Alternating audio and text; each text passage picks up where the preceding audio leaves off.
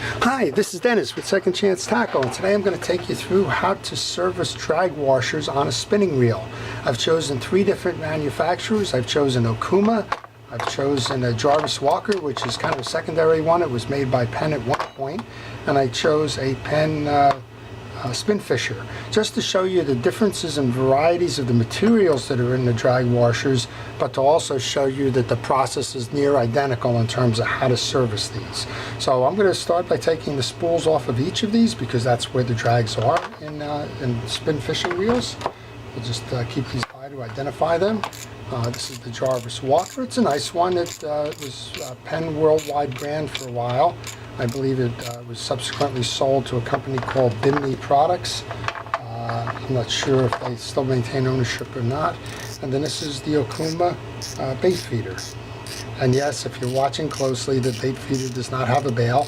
That's why it's in my shop, and I'm waiting on the parts. So when the parts come, I'll do a video on how to service the bail. But for now, we're just going to show you how the spools work. So the spools typically have the drag sitting inside a channel on the top of the spool, and regardless of the type of mechanism that they use, they're all held together by a spring clip. In this case, you can see a C-spring clip in there. Here's a kind of a 6-sided clip, and then under this water guard here on the Akuma, there's a little bit of a difference, but underneath each one of them is the drag stacks. So you start by removing that spring clip. I'm going to use a little pin that's come in very handy for me.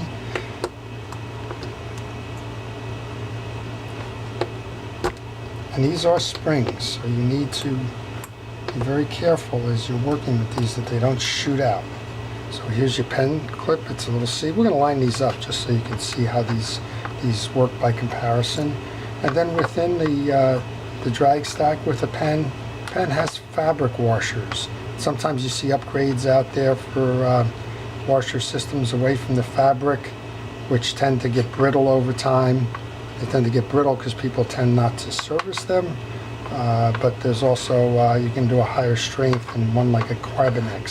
So this is what the pen looks like. Let's move over to the Jarvis Walker. The Jarvis Walker, I believe, has got a Teflon drag set in it. That's why I chose it. That's the second of the 2 kinds of drags, or 3 kinds of drags that you'll see most frequently.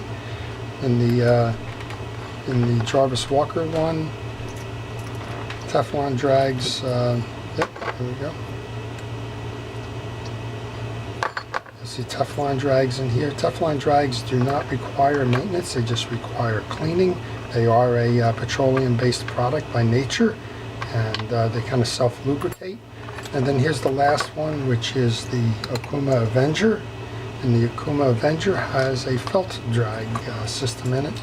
The felt drag systems are oiled. They're not lubed. So we'll lay that one out for you as well. And you can see the differences in the materials for these drags and how they lay out. But very interestingly enough, in each one of these cases, they all happen to be 7 drag systems.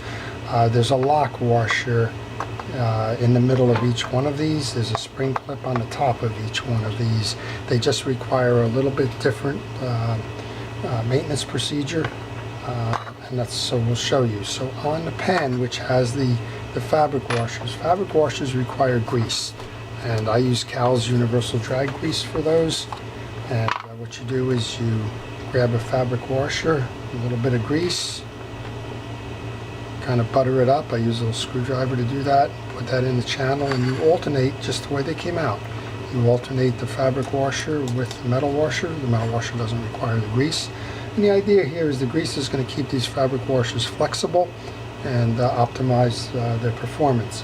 If you don't service these and that drag gets pressed all the time, there is a tendency for these to dry out and adhere to the metal washers, which takes any kind of drag functionality out of it and limits its capability to perform well under strike. So there's your that's how you put your drag stacks back. That middle washer was the hexagon, and it was the one that locks that into the spool, and then you finish that by reinstalling that clip into the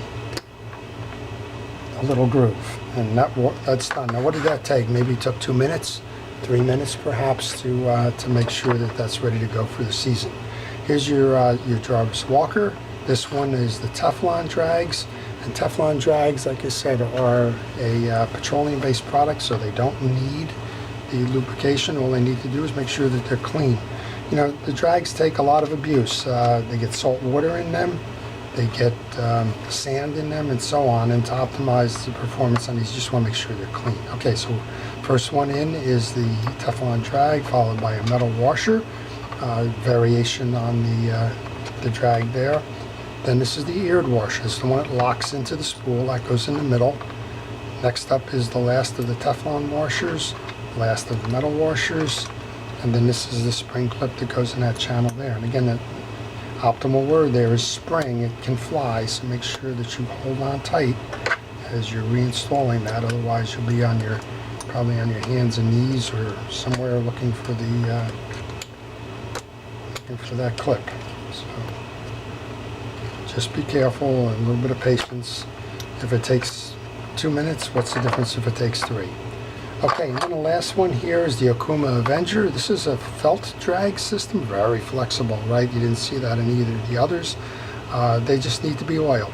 Akuma uses this, the Penn Fierce uses this, the Shimano Sustain uses this, and others. So felt washers are really common. On felt washers, you oil them. I use Real X oil for that.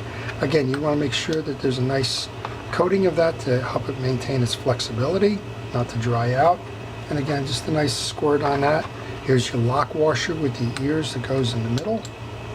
Last one in on the felt. Again, we'll oil that up good. Then the last one in on that is the metal. And then again, there's a spring clip that goes with this one. So there's a groove in the channel in this. Sometimes you'll see on some reels you may not have a spring clip. You may have a bolt down little collar that goes on there. In all cases, it's just to keep the drag washers from falling out. The knob is the one that's going to put all the pressure on the washers to clamp it down. Okay, and then we're going to put this water collar back on. And then we're going to reinstall each one of them on the reels. And I just showed you in a matter of 10 minutes or so, I did 3 reels on drag service. You can do the same. So if you find yourself in a situation where the drag washers are very worn, of course I'm playing with relatively new reels here, they weren't worn, those are available online. Just check with the manufacturer that who made the reels, or check in general. With you know, sometimes on eBay you can find them. In other places there are a lot of aftermarket manufacturers that do these reels, and then you can pick up the aftermarket manufacturers' drags as replacements as well. So I hope that's helped. I hope that's answered some of your questions about, gee, I opened up the reel and the one that the guy was showing me was a fabric, and I had a very different looking one. I didn't know what to do with it. So there you go. 3 different manufacturers, Jarvis Walker, Akuma, Penn, 3 different types of drag washers, felt, fabric, and Teflon. Same process in terms of how to go about maintaining them. Same process in terms of the C-clips that you saw up top, how to remove them from the drag stack. Different types of ways to lubricate. Lubricate by oiling the felt, by cleaning up the Teflon but leaving them pretty much bare, and by applying drag grease to the fabric one. So I hope that's helped. This is Dennis with Second Chance Tackle. If you liked the video, please indicate that. If you want to see more, please subscribe to my channel. Thank you for watching.